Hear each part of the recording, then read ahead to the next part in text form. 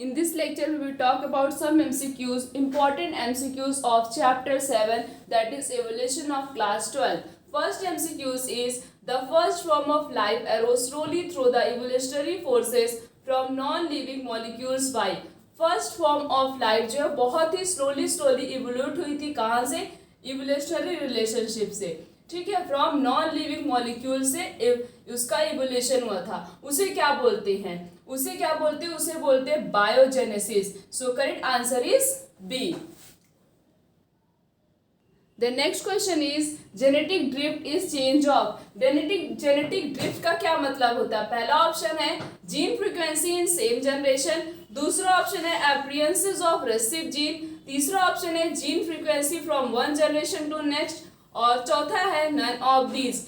Genetic drift क्या होता है? ऐसा चेंज होता है जिसमें जीन की फ्रीक्वेंसी में चेंजेस आते हैं एक जनरेशन से लेकर दूसरे जनरेशन तक, उसे हम क्या बोलते हैं? उसे हम बोलते हैं जेनेटिक ड्रिफ्ट। इसलिए हमारा करेक्ट आंसर क्या होगा? C. The next question is dinosaur suddenly disappeared from the earth about. Dinosaur अचानक से जो है अर्थ से गायब हो गए थे, तो वो किस ईयर में गायब हुए थे?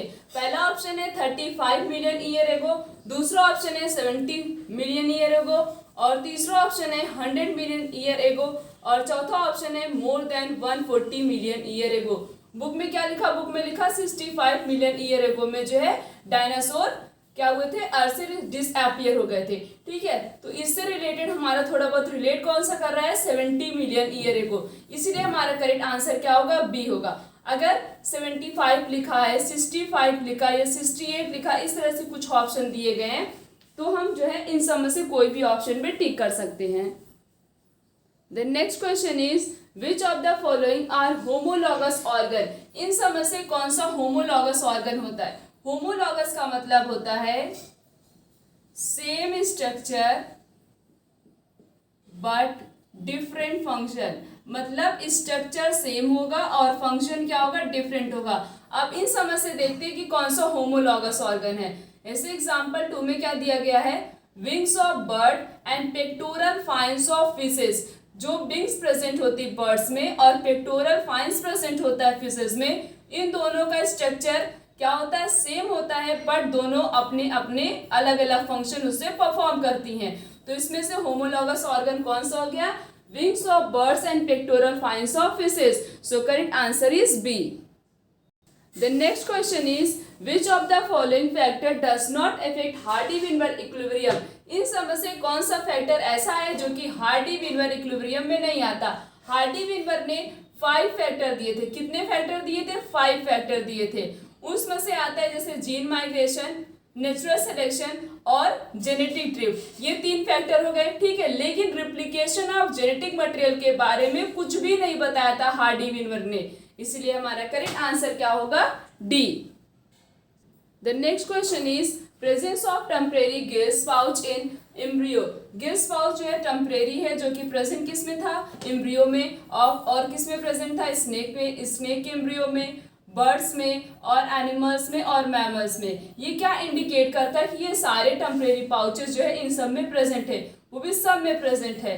ये किसको इंडिकेट करता है? ये इंडिकेट करता है कि इनके क्या है? कॉमन एंसेस्टर हैं इन सारे एनिमल्स के जिनके पास गिल्स पाउच प्रेजेंट था, जिसकी वजह से इन सब के पास भी प्रेजेंट है। इसलिए हमारा करेक्ट आंसर क्या होगा?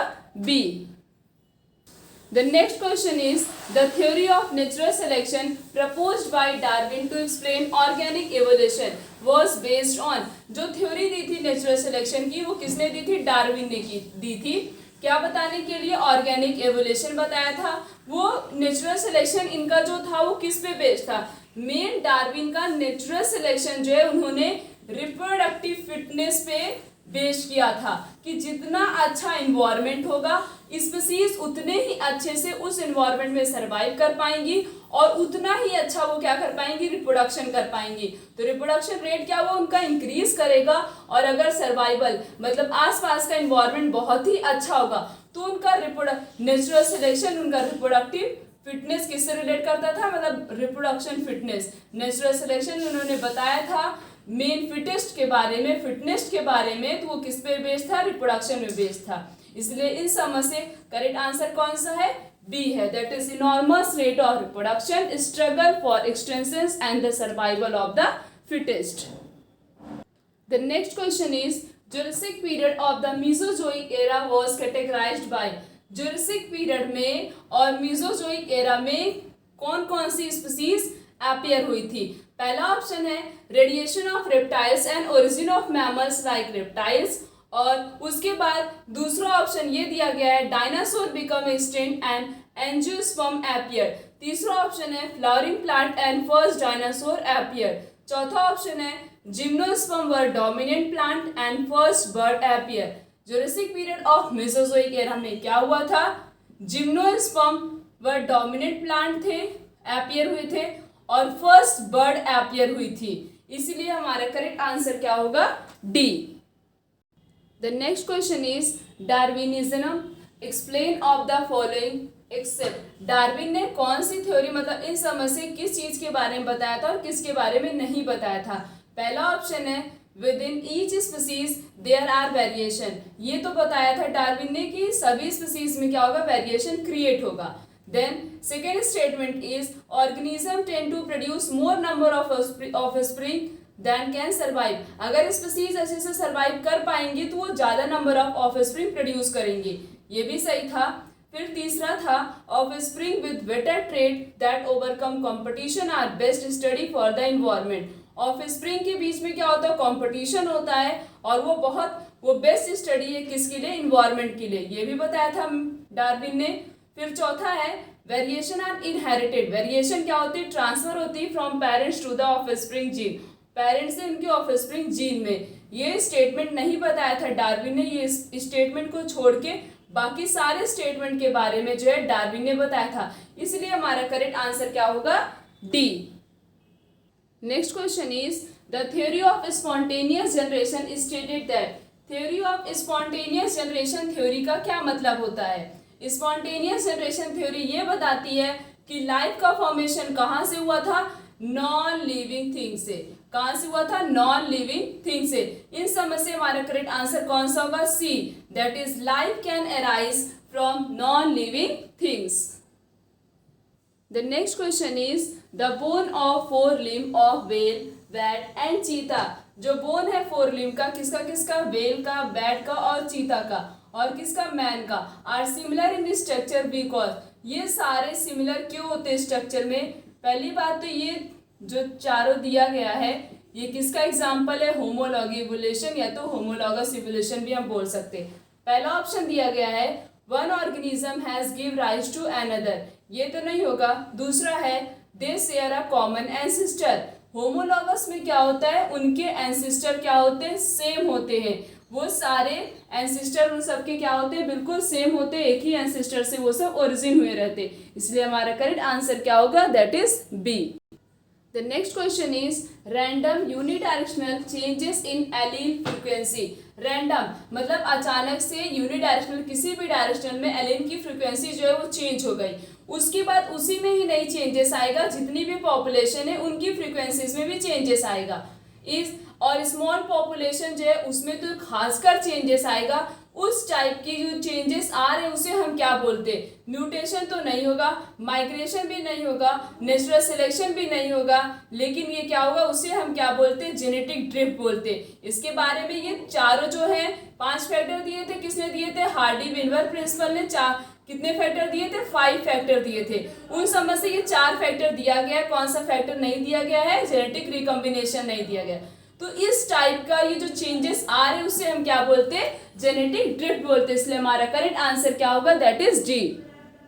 Next question is Darwin finches are a good example of. Darwin finches सबसे बेस्ट एग्जांपल किसका है। इसमें डार्विन जो है गैलापागोस आइसलैंड में गए थे, उन्होंने देखा कि वहाँ पे जितनी भी फिशेस थी, मतलब जितनी भी बर्ड थी, उन सबका जो बिग था, मतलब उनकी जो चोंच थी उसका सबका शेप और साइज क्या था, अलग अलग था। वो किसकी वजह से था, क्योंकि वहाँ पे जितनी भी बर्ड्स थी वो उनका अलग अलग वेजिटेशन कैरेक्टर था, मतलब वो अलग अलग टाइप के फूड को खाती थी, जिसकी वजह से उनके बीक का जो शेप था वो अलग अलग, उनके फिंचेस का जो शेप था वो अलग अलग हो गया था। और वो सबसे बेस्ट एग्जाम्पल किसका, एडाप्टिव रेडिएशन का। सो correct answer is D.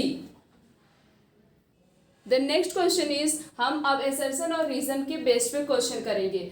Assertion क्या दिया गया है पहले क्वेश्चन में, Charles Robert Darwin strongly challenge the idea of special creation theory. इसमें यह बताया गया कि चार्ल्स डार्विन जो है उन्होंने किसके बारे में बताया था, उन्होंने स्पेशल क्रिएशन थ्योरी दी थी। असर्शन हमारा सही है। नेक्स्ट रीजन क्या दिया गया है, Darwin was influenced by idea of use and disuse of Lamarck. जो डार्विन थे उन्होंने बताया कि जो है लैमार्क का जो थ्योरी है, उनकी जो आइडिया है, क्या उस पर कुछ उनका बेस था? नहीं, लैमार्क और डार्विन का कोई भी क्रिएशन जो उन्होंने दिया था, बताया था थ्योरी के बारे में, वो लैमार्क की जो थ्योरी थी वो डार्विन में बिल्कुल भी इन्फ्लुएंस आइडिया कुछ भी नहीं लिया था उन्होंने। डार्विन ने जो है लैमार्क का कोई भी आइडिया लेके अपने एक्सपेरिमेंट को नहीं बताया था। तो हमारा असर्शन सही है, लेकिन हमारा रीजन क्या है, वो गलत है। तो जब असर्शन सही होता है और रीजन गलत होता है, उसके लिए हम क्या लिखते हैं, सी लिखते हैं। इसीलिए हमारा करेक्ट आंसर क्या होगा, that is third. The next question is, assertion क्या दिया है, the geological history of earth closely correlates with the biological history of earth. जो जियोलॉजिकल हिस्ट्री ऑफ अर्थ है वो किससे रिलेट करता है, बायोलॉजिकल हिस्ट्री ऑफ अर्थ से। ये स्टेटमेंट सही है।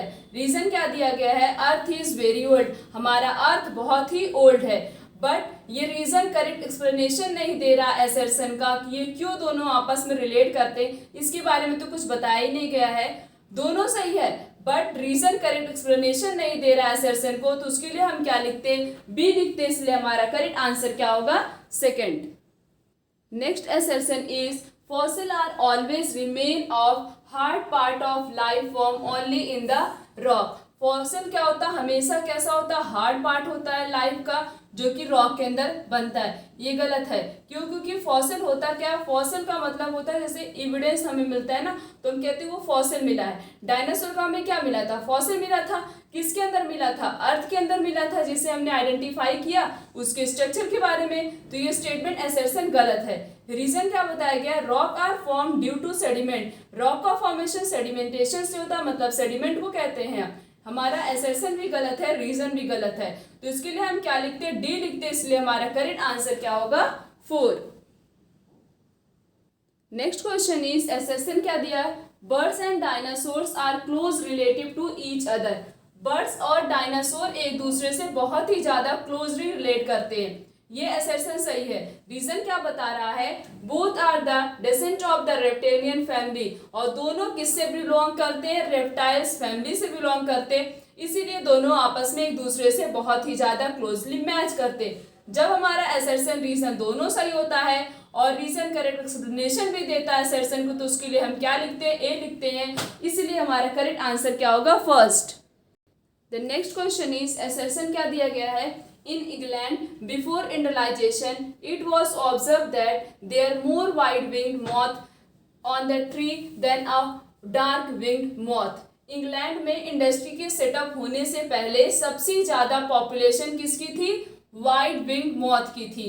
As compare to dark wing moth के कंपेरिजन में सबसे ज्यादा क्या था, वाइट था। तो असर्शन क्या बिल्कुल सही है। रीजन क्या बता रहा है, White winged moth can survive in non-industrialized area। White wing moth जो थी इंडस्ट्री सेट नहीं हुई थी, तो उस एरिया में बहुत ही अच्छे से सरवाइव कर पा रही थी। तो असर्शन भी सही है और रीजन करेक्ट एक्सप्लेनेशन भी दे रहा है असर्शन को, तो उसके लिए हम क्या लिखते हैं, ए लिखते हैं। इसलिए हमारा करेक्ट आंसर क्या होगा, first. Next question is, assertion क्या दिया गया है, in a mixed population those that can better adapt survive and increase in population size। Mixed population में जो स्पीसीज अच्छे से अडाप्ट कर पाएंगी वो अच्छे से सरवाइव करेंगी और उनकी पॉपुलेशन की साइज भी इंक्रीज करेगी। ये स्टेटमेंट सही है। रीजन क्या बता रहा है, better adaptability made the animal reproductively fit. Better मतलब जितना अच्छे से एनिमल सरवाइव कर पाएंगे उतने ही अच्छे से उनका रिप्रोडक्शन भी होगा। मतलब उनकी जो रिप्रोडक्टिविटी होगी, मतलब रिप्रोडक्शन जो होगा वो भी क्या होगा, बिल्कुल फिट होगा। तो असर्शन भी सही है। रीजन करेक्ट एक्सप्लेनेशन भी दे रहा है असर्शन को, तो उसके लिए हम क्या लिखते हैं, ए लिखते हैं। इसलिए हमारा करेक्ट आंसर क्या होगा, first. The next question is, assertion is according to Lamarck evolution of life form has occurred by derived by the use and disuse of the organ। जो ये दिया था लैमार्क ने, इन्होंने बताया था यूज एंड डिसयूज के बारे में बताया था कि जितना ज़्यादा हम किसी भी ऑर्गन को यूज़ करेंगे वो उतना ही ज़्यादा एक्टिव होगा, और जिस ऑर्गन को हम यूज़ नहीं करेंगे वो ऑर्गन क्या होगा, हमारा एक्टिव नहीं होगा। तो डिसयूज और यूज के बारे में किसने बताया था, लैमार्क ने बताया था। ये स्टेटमेंट सही है। रीजन क्या बता रहा है, use and disuse of organ led to change in genetic level. Use और डिसयूज जो हो ऑर्गन का है, मतलब कौन से ऑर्गन को हम कितना यूज कर रहे हैं, किसको नहीं यूज कर रहे हैं, उसका जो चेंजेस होगा क्या वो जेनेटिक लेवल पे होगा, मतलब जेनेटिक में कोई भी चेंजेस लाएगा नहीं। असर्शन सही है बट हमारा रीजन गलत है, तो उसके लिए हम क्या लिखते हैं, सी लिखते हैं, इसलिए हमारा करेक्ट आंसर क्या होगा, that is third. Next question is assertion क्या दिया गया है, analogous structure are a result of convergent evolution. सही है, क्योंकि एनालॉगस को जो है कन्वर्जेंट इवोल्यूशन भी कहा जाता है। असर्शन सही है। रीजन क्या बता रहा है, different structure evolving from the same function and hence have similarity. Different structure क्या होता है, डिफरेंट होता है, बट फंक्शन क्या होता है, सेम होता है। Structure different and function is same. तो ये असर्शन भी सही है और रीजन करेक्ट एक्सप्लेनेशन भी दे रहा है असर्शन को, तो उसके लिए हम क्या लिखते हैं, ए लिखते हैं, इसलिए हमारा करेक्ट आंसर क्या होगा, फर्स्ट।